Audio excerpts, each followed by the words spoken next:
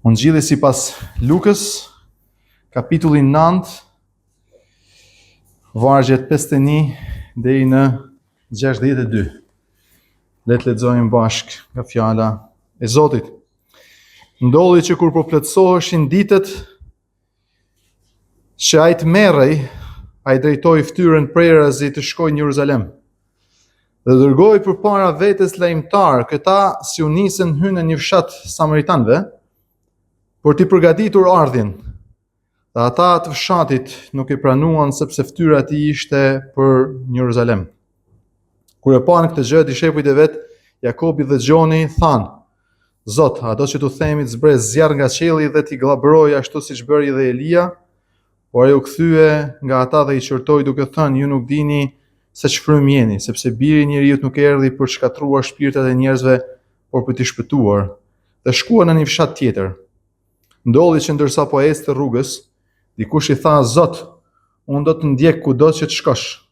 Dhe Jezusi i tha: Dhel pra të kanë stroflla, dhe zogj të qiellit fole, kurse biri i njeriut nuk ka ku të mbështes kryet. Pastaj i tha një tjetri: Ndiqme. Por ai tha: Zot, më lejo më parë të shkoj të varros atin tim. Jezusi i tha: Lerit vdekurit i varrosin vdekurit e vet, por ti shko dhe prediko mbretërinë e Perëndisë. Por edhe një tjetër i tha: Zot, unë do të ndjek ty, por më lejo më parë të ndahem me ata të shtëpisë sime. Por Jezusi i tha: Asnjëri që ka vend dorën parmend dhe shikon mrapa, nuk është i përshtatshëm për mbretërinë e Perëndisë. Kjo është fjala e Zotit për ne sot. Le ta mirëpresim atë si të tillë. Sot në Ungjillin e Lukës që do predikojmë, kemi ardhur një pikë të madhe, një pikë these të madhe. Dhe i tani e kemi gjendur Jezusin në Galilej, duke bërë shërbesin e tij në Galilej. Duke filluar nga këtu dhe për 10 kapituj, deri tek hyrja triumfale e Jezusit në Jeruzalem. Ai gjendet rrugës apo ngjarjet që do të shohin ndodhin, vazhdimisht do ta shohim duke ta përmendim kur ta hasim këtë që po shkonte, po ngjitej, po shkonte në Jeruzalem, pra ndodhin rrugës dhe ai është bashkë me dishepujt duke shkuar rrugës për në Jeruzalem. Ai do t'i mësoj, pra, qëllimi i këtij udhëtimit është i lavdishëm. Ne dimë qëllimi i këtij lavdishëm është qëllimi i këtij udhëtimi është i lavdishëm sepse ai do të kthehet në qiell prej nga ka ardhur. Por rruga drejt lavdis, rruga e tij drejt lavdis për të kthyer në lavdinë e Atit, do të kalojë nga Jeruzalemi. Do të kalojë nga Jeruzalemi ku po afroheshin ditët, vini re çfarë thot vargu besnik, kur po afroheshin ditët që ai të merrej në qiell, që të ngjitej në qiell. Ai kishte vendosur prerazi ngultasi të shkonte, ngulta, kjo fjala këtu prerazi ngultasi më thon e ngriu kryt, e ngriu që mos më e kthyi shafën as majtas as djathtas, e ngriu veshtrimin, e ngriu shikimin ngultas, qëllimshëm për të shkuar në Jeruzalem. Dhe e dinte çfarë do ta priste në Jeruzalem, sepse ajo kishte thënë dishepujt e vet disa herë, kemi thënë, dëgjoni mirë këto gjëra, unë po ngjitem në Jeruzalem, ku do të arrestohem, do të fishkullohem, do të pshtyhem, do të shohem, do të kryqëzohem e ditën e tretë do të ringjallem. Ai e dinte mirë që çfarë do të ndodhte në Jeruzalem, sepse vet e kishte thënë disa herë çfarë e priste: tradhtia, tallja, fishkullima, pshtymja, kurora me gjemba, gozhda të nduar në kam, kryqi dhe vdekja, e pastaj ringjallja e tij. Është shumë e rëndësishme çfarë ai do të bënte në Jeruzalem. Për asnjë moment ai nuk u lkund. Për asnjë moment ai nuk hoqi dorë. Ishte i vendosur me një vendosmëri të jashtëzakonshme, ai shkoi drejt Jeruzalemit për kryer detyrën dhe veprën që kishte marrë përsipër prej Atit. Të shkonte në kryq, që të paguan çmimin e shpengimit ton. Por jo vetëm qëllimi i tij fundor apo i madh, shpengimi ynë dhe falja mëkateve tona po shkonte në Jeruzalem, por me një qëllim tjetër gjithashtu bashkë me dishepujt e tij që po ngjitej në Jeruzalem. Qëllimi tjetër i tij ishte që t'i dishipullizonte, apo t'i ndihmonte, apo t'i mësonte, apo t'i përgatiste dishepujt e tij. Për çfarë e priste atë dhe çfarë e prisnin dhe çfarë janë cilësitë apo karakteristikat apo pritshmëritë për një dishepull të vërtetë. Qëllimi i tij për shkuar për të vdekur dhe për të falë mëkatin e disa njerëzve nuk është thjesht për të bërë disa dishepuj, pra një numër dishepuj, por për të bërë dishepuj të vërtet. Për të bërë dishepuj të vërtet. Ai do t'i mësoj, do t'i përgatis dishepujt e tij të jenë vërtet dishepuj. Dhe tema për sot është pritshmëritë, apo çfarë janë kërkesat, çfarë janë pritshmëritë e një dishepulli të vërtet, pritshmëritë. Vini re se si e fillon Luka. Ndodhi që kur po plotësoheshin ditët, ai e drejtoi fytyrën prerësi për shkuar në Jeruzalem, dhe vini re dhe dërgoi përpara vetes lajmtar, pra nisi dishepuj lajmtar.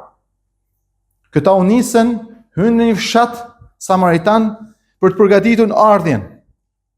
Për përgatitur ardhjen e tij. Dhe çfarë ndodh? Kur pan samaritanët që Jezusi po vinte drejt tyre, por shikimi i tyre është drejtuar, apo fytyra e tij ishte drejtuar për në Jeruzalem, ata nuk e pranuan. Nuk kishte vend për të rrugës për në Jeruzalem. Ta jemi mësuar me Jezusin se Jezusi edhe kur lindi, u gjen se s'kishte vend për të në asnjëhan, edhe lindi në grasht. E kemi dëgjuar edhe predikuar për krishtinje që erdhi të vetët nuk e pranuan as vetët, as samaritanët, as judenjt, as në Galilejë. Në Galilejë, në fshatin e tij, në qytetin e tij, deshin ta vrasin, ta hellin nga shkambi, edhe thaj asnjë profet nuk pranohet në shtëpinë e vet. Her pas here, ai nuk është pranuar. Nuk është pranuar dhe ka një arsye pse samaritanët nuk e pranojnë. Samaritanët dhe judenjt ishin në një armiqësi dhe në një urrëtie të ndërsjellët e jashtëzakonshëm për njëri tjetrin. Pse? Sepse në pushtimin e Asirisë që e përmendëm edhe për Krishtlindje, në mbretërinë e Veriut apo në Samari, ata u pushtuan dhe u martuan me asirian dhe kështu dolën, si më thonë, një etni e përzirë. Dhe judenjt ngritën një tempull në Gerizim në Samari, filluan, si më thonë, u ndan nga feja hebre, filluan fenë e tyre, si më thonë, apo degëzimin e fesë tyre, po jo të pastër, jo të shëndosht. Etnia u përzije, edhe judenjt i quhenin samaritanët pa pastër. Kishte një luftë apo një urrëtie apo një përçmim të ndërsjellët. Dhe në fakt, hebrejnë, pra në Galile ishin hebrejnë, edhe në Jude ishin hebrejnë, në mes rrugës është Samaria, dhe hebrejnë kur dojnë të shkonin në Galile, të qarkullonin, si më thonë, mes dy territorëve hebreje, judeje, i binin anash, kalonin anash Samaris, si më thonë, delin jashtë shtetit, në territorë pagane, i qunin pagant edhe më të pastër se sa vetë samaritanët, kalonin për me anash për të shkuar në Galile. Dhe ndodhte shpesh që kur judenjt kalonin për Samari dhe samaritanët e merrin vesh që janë judenj, edhe i vrisnin, mund të ishin të vdekur. Dhe një re që Jezusi kalon për Samari, e di me të dëgjoni historinë e samaritanës gatare, kalon për Samari dhe ata nuk e pranuan sepse fytyra e tij pra ishte drejtuar Jeruzalemin, ata e dinë që është jude, por shkon në Jeruzalem, është i përfshirë me fenë me etninë e tyre dhe nuk kanë as shef për Jezusin. Gabimisht, duke mos kuptuar, jo vetëm këta, po edhe si hebrejnë tjerë edhe shumë prej nesh, që Jezusi në Jeruzalem nuk po shkonte vetëm për hebrejt, por po shkonte edhe për vetë samaritanët, edhe për ne të gjithë, apo jo. Tani do të shohim dy karakteristika kryesore që Jezusi pret prej dishepujve të tij. E para që ai pret dhe kërkon është mëshira. Vini re, kur pan këtë gjë, dishepujt, Jakobi dhe Gjoni, edhe herën e parë kemi folur pak për Gjonin, ma në mend që ishte i përfshirë në atë incidentin që donte t'ja ndalonte të bënin mrekullie, të bënin dëmon dikush që nuk e ndjekte Jezusin. Kur e pan këtë, pra kur e pan që nuk e pranuan samaritanët Jezusin, Jakobi dhe Gjoni thanë, Zota themi që të zbres zjarr e ti glabroj, ti djeg zjall nga qielli. Tani jo më kot këtë gjonin e dashurisë që ka shkruar letrat e dashurisë Gjonit, Marku, Jakobin dhe Gjoni i quhet bitë e bubullimës. Bitë e bubullimës, se këta janë ata që kërkuan zjarr nga qielli. Zjarr nga qielli, gjoni i dashurisë. Zjarr nga qielli për të përvluar e glabruar samaritanët. Dhe ata menduan se duke thënë këtë, pra me që nuk po na refuzojnë Jezusin dhe në këtë zellin e madh, shiko, zelli është i mirë. Gjoni këtë, zelli është shumë i mirë. Po zelli i mos kombinuar me dashuri dhe me mëshirë. Shpesh vëllezër e motra na çon gabim. Shumë prej nesh, sidomos kur jemi të ri në zellin ton për të mirë, për shkak zelli pa mëshirë na çon të bëna arrogant, njësoj që mëshira apo dashuria pa të vërtetën dhe pa zell më na bëj të vakët, të dobët e të papishëm. Ata menduan që do të marrin një lavdërim nga Jezusi, duke menduar dhe duke kthyer shikimin e tyre dhe veshtrimin e tyre nga historitë e profetit Elia. Profeti Elia kur u përball me mretin famkeq Ashazin, e mani me mretin na famkeq Ashazin, Ashazi i çon fjalë Elias, nuk kemi kohë të shkojmë atje të dy mbretërve, po i çon fjalë Eliasit, hajde paraqitu tek mreti. Dhe Elia nuk paraqitet, nuk i shkon, sepse ishte një mbret udhëtar, mkatar, etj. Dhe Elia i çon një kapiten me 50 ushtarë për shkuar për ta thirrur Elian, njeriu e Perëndis. Afrohen këta për t'ia përmbledhur historinë dhe i thojnë, a jeti njeriu i Perëndis që na ka thënë mbreti? Dhe Elia thotë, nëse unë jam njeriu i Perëndis që ju thoni, Zoti le të zbresë zjarre t'ju glabëroj dhe i djeg në vend. Çan edhe i 50 që tjetër, mbreti i djeg edhe ata. Perëndia çan edhe i 50 i thotë, ai mfshirë mor se kam fëmijë, kam gruaj, thotë ai mbreti, aman mor, hajde. Dhe Elia pastaj i lutet Zotit i paraqitet, pra duke pasur mend që kur dikush me profetit, një mbret i keq apo dikush e ka prej rrugën, i ka dal kundër, sa është mirë prit profecia e Elias, nuk u mirë prit nga mbreti Ashaz, nuk po mirë pritet Jezusi profeti i madh atëherë, këta e meritojnë. Këta e meritojnë trajtohen si ushtarët e Ashazit. Por Jezusi i shqyrton rand. Jezusi i shqyrton rand, duke pritur prej dishepujve të tij mëshirë, jo gjykim. Sepse gjykimin tashmë ata e kanë, ne kemi predikuar. Në ardhmën e tij të parë Jezusi Krishti ka ardhur për të sjellë mëshirë dhe falje. Do vi dita.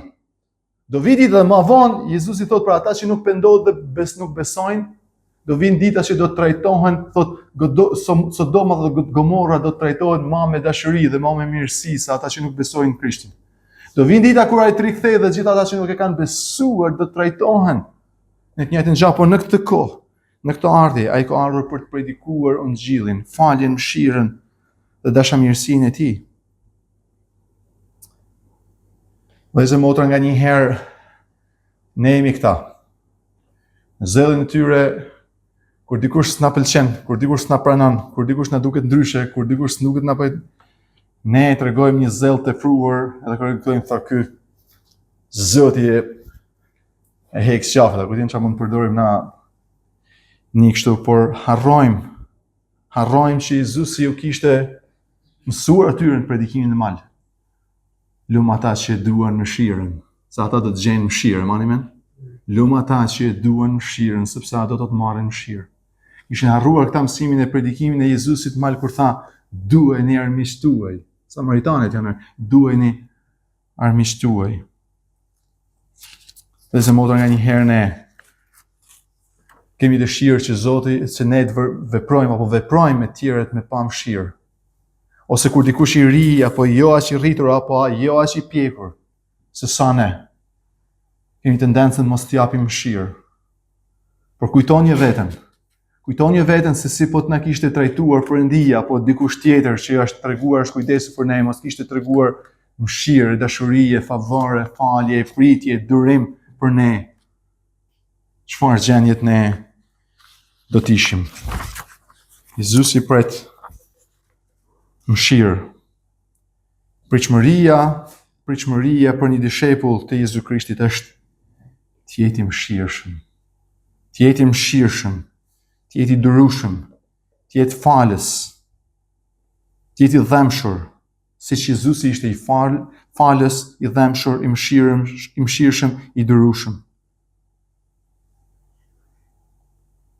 E dyta që pret Jezusi prej dishepujve të tij dhe ka disa nën pika, por kryesori është ai pret përkushtim.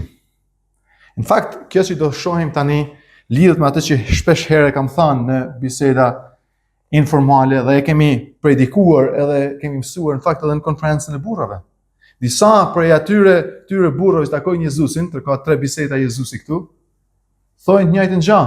Po Jezus dua kështu, por prit pak. Jo po kam njerëz, jo po vini re. Kur I themi këto, shqyr që e kemi këto gjëra që na mësojnë e na drejtojnë drejt për drejt. Perëndia Jezusi kërkon prej tyre përkushtim. Përkushtim. Edhe përkushtim dhe vini re tani ai dol thot më një herë thot shkuan në një fshat tjetër, pra ata nuk I pranuan, Jezusi tha duhet kemi mëshirë për ta. Dhe ndodhi që ndërsa po esnin rrugës, pa vini re pika 2 është përkushtimi dhe do shohim disa nën pika të saj, ndërsa po esnin rrugës, dikush I tha Zot, unë do të ndjek kudo që të shkosh.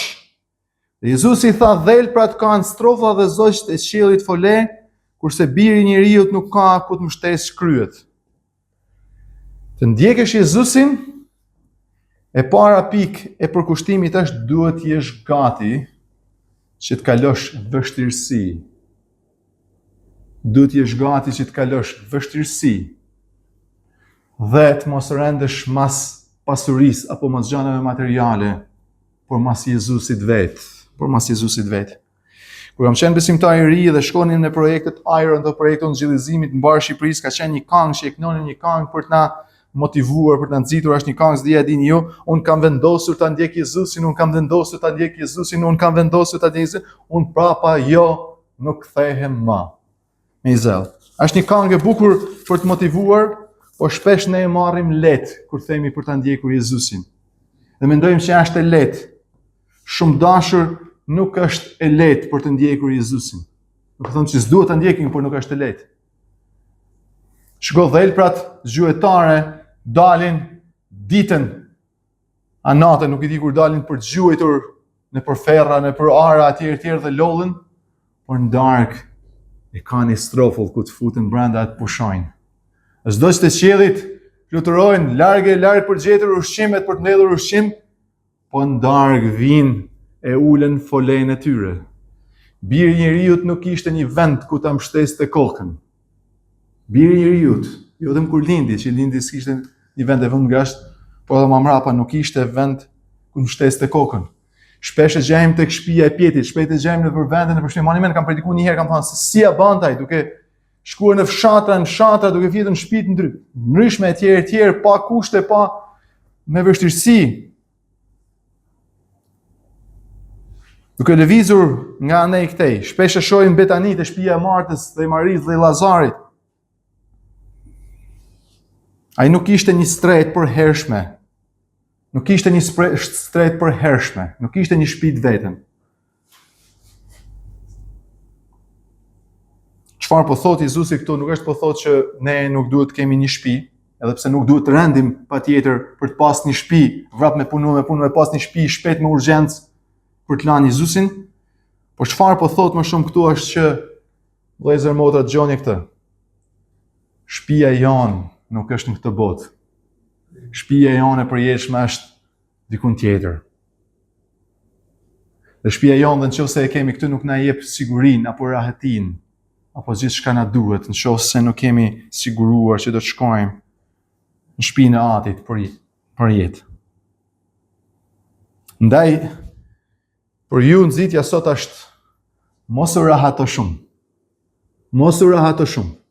Ata që presin dhe kanë qef të rahatohen shumë dhe kanë qef rahatin, e kanë shumë të vështirë të ndjekin e të shërbejnë Jezusi. Ata që presin dhe kanë dëshirë të rahatohen shumë, e kanë vështirë shumë të ndjekin Jezusi.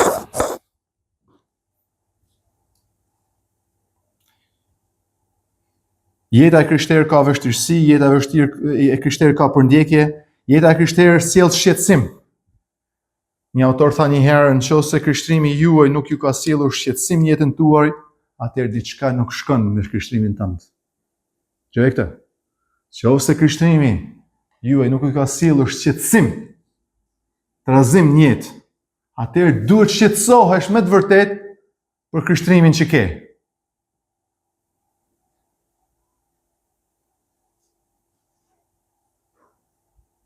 Nuk kam vend ku ta vendos kokën. Pjesë tjetër e përkushtimit të Jezusit në pikë tjetër është përparësia. Përparësia apo prioriteti apo urgjenca apo çfarë është më e rëndësishme, çfarë është më e nevojshme dhe çfarë është më urgjente. Përparësia më e lartë. Vini e çfarë thot tjetri. Pastaj një tjetër i tha ndihmë, por ai tha, Zot më lejo më parë të shkoj të varros atin tim. Tani, këtu nuk e thot qarta si konteksti, por predikues dhe komentues dhe pastor mendojnë këtu që shiko, baba këtu nuk i ka vdek ti. Është njëjtë gjë, pak a shumë, pra është niveli, gjithë biseda është nivelin e pasurisë, e shtëpisë, e marrëdhënies, e familjes biseda këtu në pjesën e dytë. Okej? Tha nuk kam shtëpi. Tash ndoshta dikush e ka nxjuar se s'kam shtëpi, po e ka babën e vjetër, edhe kur ti desin baba, i ngel shtëpia. Baba nuk i ka vdek. Po ashtu që thonë, le të marr kohë, do të ndjeki ty, po jo tani. Shkoj të kujdesem për babën ja 4-5 vjet se i kam këtej, i kam anej. Kur të marr i kam këtej, i kam anej, sigurisht i baj edhe letrat e shtëpisë të tokës ato, atëherë, masi 3 mas nej do të ndjek. Shiko tani. Nuk është duke thënë Jezusi këtu që nuk duhet të kujdesemi për, në fakt, një nga 10 urdhime është kujdesemi për prindërit tanë. Në fakt, Jezusi te Mateu i shqyrton. Nuk e mend tani referencën se jam kanë një vend, por thot, ka disa prej jush thot që thoni gjithçka që kam për të kujdesur për prindve, ja kam dhënë Perëndis. I thot o farisej, o pillën e për i shqyrton. Nuk po kërkon Perëndia këtë, që të lësh me një anë prindit e gjithçka apo të afrën e tu dhe thosh jam të e bë për Perëndin. Sa është hipokrita, është e gënjeshtër kjo. Jezusi nuk po thot këtu që ne nuk duhet me shku me varros babën e nanën, nuk është duke thënë këtë. Është duke thënë çfarë është përparësia, çfarë është më e rëndësishmja. Jezusi është duke thënë këtu dhe Arsi Sproul thot në komentarin e tij thot, aq që lart është thirrja e Perëndis për ta ndjekur Jezu Krisht, aq që lart, aq që mahnitshme, aq e mrekullueshme, aq serioze, aq e bukur, aq s'di se si më thon me fjalë, sa dhe vdekja më dashurit tan i ulet vlera apo i ulet ajo mallësia, gjëja e madhe që na duket. Shikoj tani në kulturën e atëhershme, si në kulturën e tonë. Varrimi apo ndërimi për dikën që ka vdekur është e rëndësishme. Jo e dini, ne kemi të rëndësishme për dikush des ne shkojmë kështu, edhe në fakt kur jena në punë, kur des baba, kur jena në punë, s'ke nevojë me marr lejë në një farë mënyrë. Apo më jep lejë edhe kur jena në punë, jo më. Edhe hebrejt në traditën hebreje, edhe për ata që janë duke shërbyer për përfitimin apo që janë shërbyer, që janë përfshirë në shërbes në tempull, kishte një përjashtim. Në rregulloren hebreje, fetare hebreje thotë që nëse diku i ka vdek një afërt, përjashtohet nga rendi apo rregulli ceremonial i përkushtimit fetar. Por çfarë po thotë Jezusi këtu? Çfarë po thotë Jezusi këtu është që përparësia më e madhe, krahasuar me gjithçka tjetër, qoftë këtu, lindja apo vdekja e dikujt afër tan, përparësia më e madhe e përkushtimit është kundrejt Perëndisë së parit. Për kundrejt Perëndisë së parit.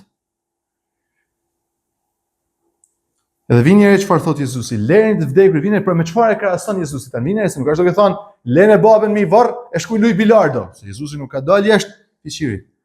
Por e krahason me çfarë? Me predikimin e mbretërisë Perëndis. Çfarë është përparësi? Predikimi i mbretërisë Perëndis apo gjithçka tjetër qoftë kjo edhe? E vini re përgjigjen e Jezusit. Thot, lerit vdekurit t'i varrosin të vdekurit e të vetë, por t'i shkoj predikon mbretërinë e Perëndisë. bëj edhe çfarë është më e rëndësishme, më kryesore. Çfarë do thotë lejt vdekurit varrosin vdekurit vet? Lejt vdekurit shpirtërisht, dhe ata që janë jo besimtar, ata që janë vdekur shpirtërisht mund t'i varrosin vdekurit edhe fizikisht. Por të vdekurit shpirtërisht nuk mund t'i ngjallin të vdekurit shpirtërisht. Pra të vdekurit mund të punojnë në të vdekurit, vdekurit shpirtërisht mund t'ju shërbejnë vdekurve fizik. Por vetëm të gjallët shpirtërisht, vetëm ata që janë të rilindur, vetëm ata që janë besimtar, mund t'ju shërbejnë, mund t'binë shpresë, mund t'ju predikojnë Ungjillin, mund ta mbajnë mbretërinë e Perëndisë. Nuk mund ta çojmë, nuk mund të çojmë ty me varros babën e me marr vllahën tanë që janë besimtar me çuar në mision. A kupton çfarë po themi? Që të vdekurit shpirtërisht mund ta bajnë anën fizike, por vetëm gjallët shpirtërisht, vetëm të rilindur, vetëm besimtarët, vetëm ne mund t'ju sjellim shpresë, mund ta predikojmë Ungjillin. Mund t'ju sjellim shpresën e rilindjes dhe të ringjalljes shpirtërisht të atyre që janë jo besimtarë, apo të vdekur shpirtërisht. E kuptoni dimensionin çfarë po flet Jezusi. Dhe këtu ka një urgjencë. Nëse i vdekur ka vdek. Por nëse ai ngjalli dhe s'ka ngjuar Ungjillin akoma, është më urgjente për këtë se duhet ngjojë Ungjillin përpara se të vdesë. Kjo është përparësi dhe kjo është urgjencë. Me gjithë shka tjetër, Jezusi po thotë, është më e rëndësishme, dhe ka përparësi, dhe ka prioritet, dhe është urgjente, predikimi i mbretërisë së Perëndisë.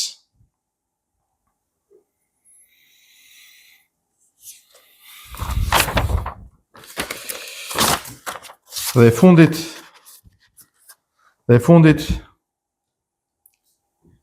bisedë është pra vështirësitë vujtjet, përparësia, edhe tjetra është vendosmëria.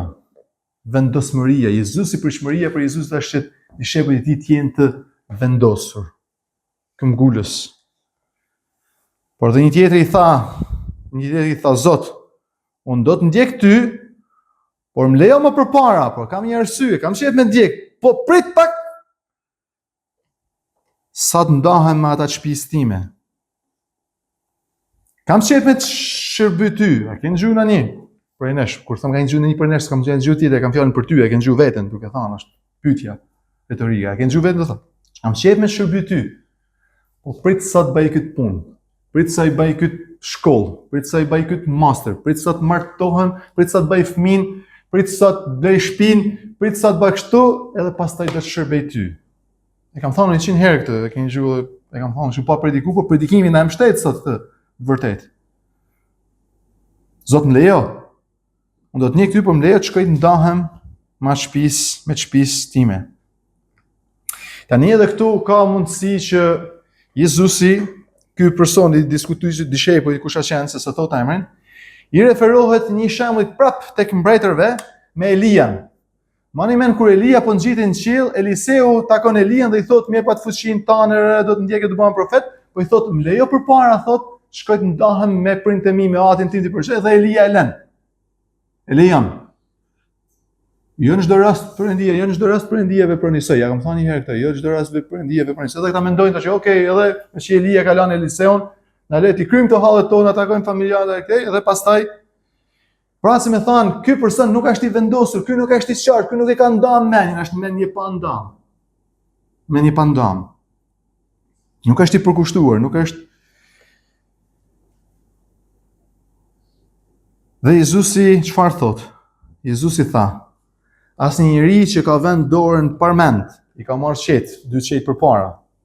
E që qeta i që i manë përmenden, e drejton dhe përmenden, ma një hostan i baston një qequtaj, një hu, qequtaj që i kene pas therne, dhe duke e maj dorën përmenden dhe duke drejtuar qetë, e banë vijen e drejt, sepse shiko kur fillon me punu plugu, për ju që jeni qytetar, ma rëndësishmja për plugimin e tokës është vija e parë, rreshti i parë. Rreshti i parë, kur ban rreshtin e parë, edhe kur po shkosh, duhet me bën vijen e parë drejt, me shku drejt, sepse pastaj vija të tjera vijnë sipas rreshtit parë. Nëse i ban kështu, gjithë ara do punohet kështu. Se e kanë kryer, shkojnë qetë kënej, pastaj e kthen kryer kënej, shkojnë qeta nej. Vija e parë do të më keni fokusuar pra me fillu orën ai këtu mes i ars, me shikuar se mojën e ardhë do të më shku me mrri bashkë mes, ne keni fokusuar me ndjetar, sytë e fokusuar. Me bë vijën drejt me arrit bashkë dhe pastaj çdo vit tjetër vjen sipas vijës parë. Sot ai që e ka vendosur dorën parmend dhe e kthen e shikon mrapa, nuk është i denj apo nuk është i përshtatshëm për mbretërinë e Perëndisë.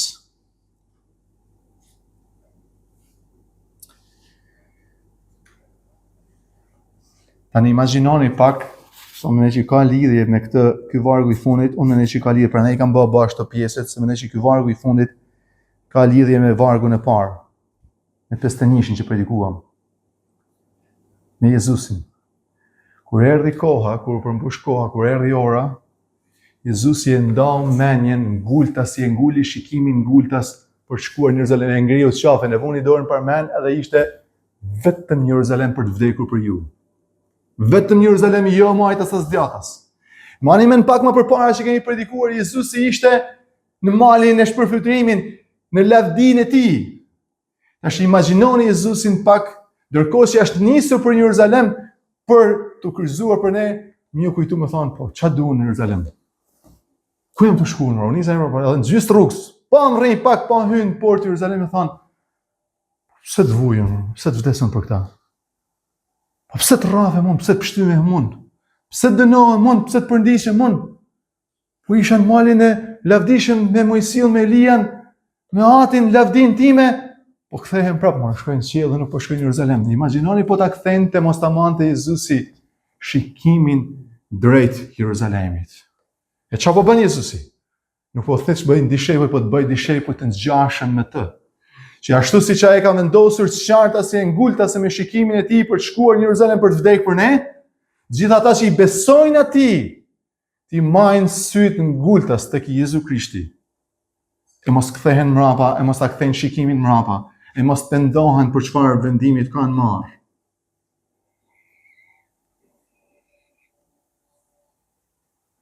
E kemi një rast edhe në 10 e vjetër.